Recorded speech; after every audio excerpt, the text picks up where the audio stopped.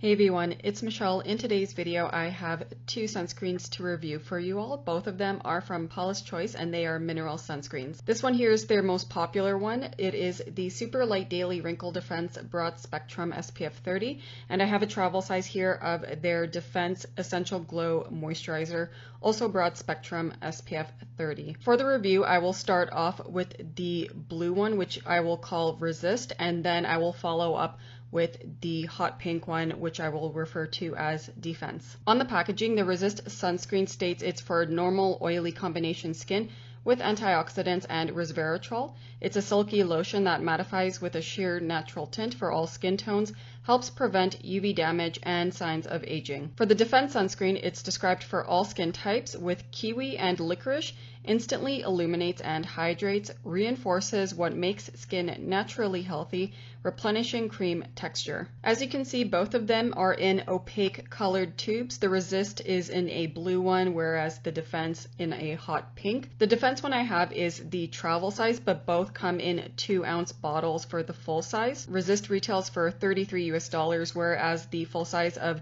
the Defense one retails for $29 US. As mentioned at the beginning of this video, these are both all mineral sunscreens. The Resist one is all zinc oxide at a concentration of 13%, whereas the Defense one has both zinc oxide and titanium dioxide. The zinc oxide concentration is 6.12% and titanium dioxide 5.25%. In true Paula's Choice fashion, both sunscreens contain a variety of skin beneficial ingredients ranging from moisturizing, soothing, and antioxidant. For the Resist sunscreen, the only moisturizing ingredients I could see are what make up the base of the formula, which is a variety of cones. It has a handful of antioxidants such as resveratrol, quercetin, epigallocatechin, gallate, tocopherol acetate, which is a derivative of vitamin E, tetrahexyldecyl ascorbate, which is a derivative of vitamin C, and plant extracts that are high in antioxidants. Adenosine is also in the formula, which is a wound healing ingredient, and it also helps aid in barrier repair and protection. For the Defense sunscreen, it has more moisturizing ingredients such as glycerin, argan kernel oil, phospholipids, soybean sterols, and sodium gluconate. This one also has a handful of antioxidants in the formula such as resveratrol, niacinamide, ascorbyl glucoside, magnesium ascorbyl phosphate, tocopherol, xanthophyllis, and kiwi fruit extract. This also has soothing ingredients such as licorice root extract and bisabolol. And the licorice root extract and the niacinamide plus tetrapeptide 30 also help with brightening. So as you can tell from the ingredients list alone, both sunscreens have a nice variety of antioxidants as well as soothing ingredients. The Defense sunscreen, however, has more moisturizing ingredients, and it also has some brightening ones as well. But with the Resist sunscreen, this also includes iron oxides, which help protect the skin against visible light, and that is what makes this also a tinted formula. In addition, both of these sunscreens have no fragrance in the formula, and there is no denatured alcohol. For texture, the tinted one, which is right here, is described as a silky lotion, whereas the Defense one, which is right here, is described as a cream.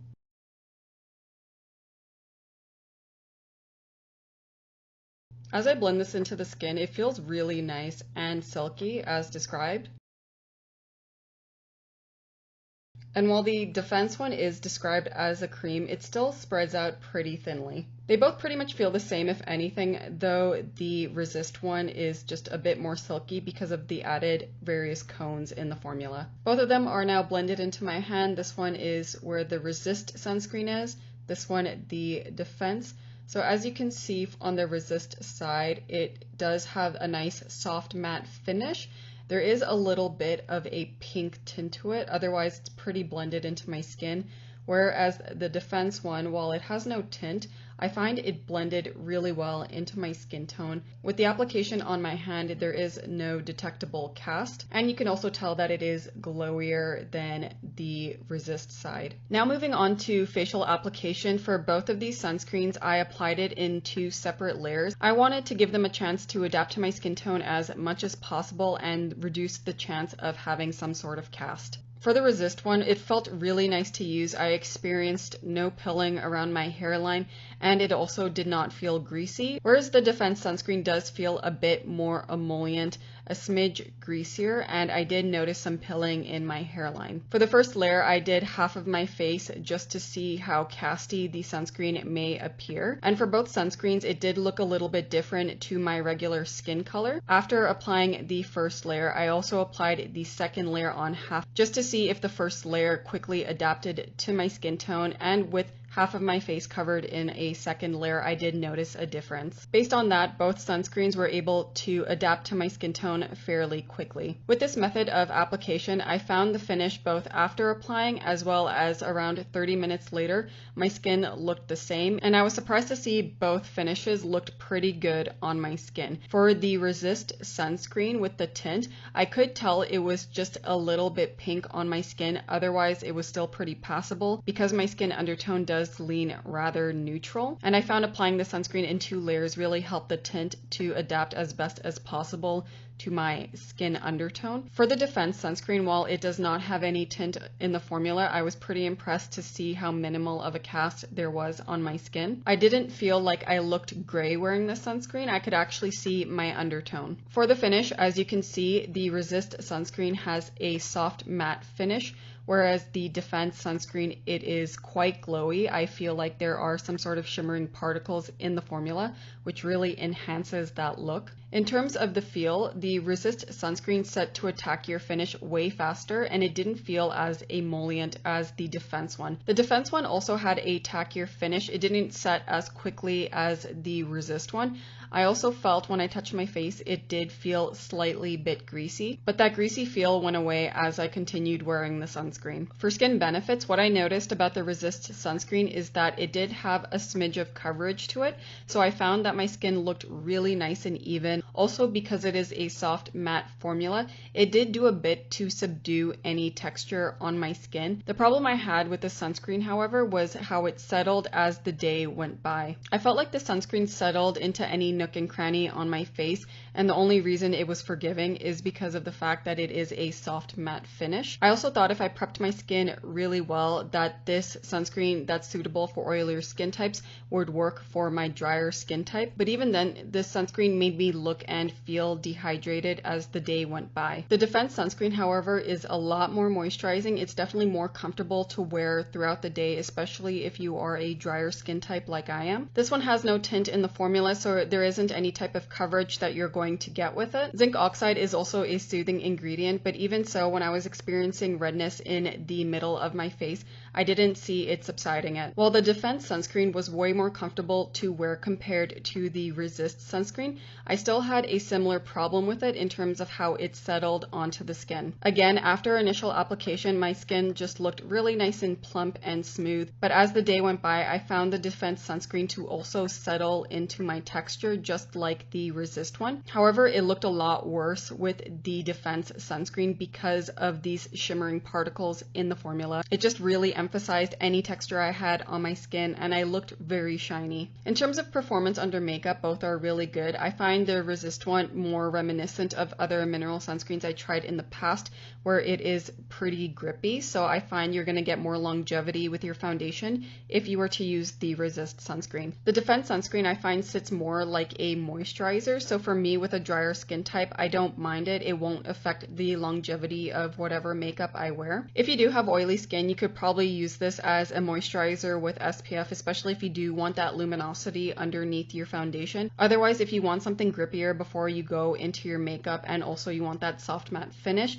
you're probably going to like the Resist one a lot more. For the overall pros, I like that both of them are at least an SPF of 30.